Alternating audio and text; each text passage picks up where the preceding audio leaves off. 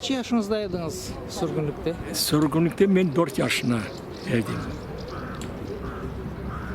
Nasıl oldu bu? Hatırlaysınız mı? Ну, tuş bileyim. Köylüler gece sabaha yakın 4'te topladılar. Bizler 8 yeni balaydık. 8 bala.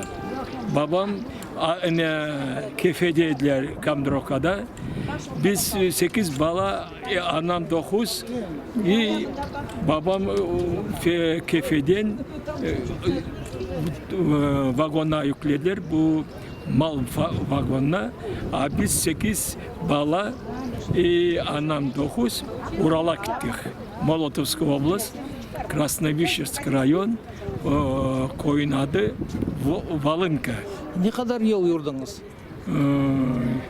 23 gün. Ne kadar adam sağ kaldı Korantada? Korantada kaldı o vakti bir tane oldu. İşte babam türmeye aldı, türmede nettiler. 49 senesi babamı aldılar türmeye, kaytmadı. Ne vakit kayttınız Kırım'a? Kırım'a kayttık biz 90. yılı. Ural'dan geldi biz Özbekistan'a Angren. 57. senesi 10. Mart'ta. Bakınız, Kırım'a ne vakit kayttınız? 90. 1990. Evet. Mana o vakitte sürgünlük sizin hatıranızda, o vakitteki eziyetler, o vakitteki kılınılar. Mana 2014 senesi olgan vakıyalardan son Kırım'daki vaziyetke ne der ediniz mana sonki vakıyalarga?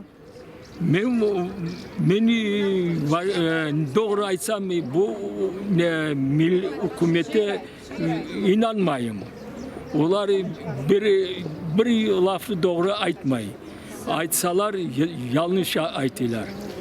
Ya Rusya kelgen soň mına bu olgan vakıyalarga bilesiz nasıl vakıyalar olganını? Endi bizler, men 76 yaşına oldum, endi doldurdum.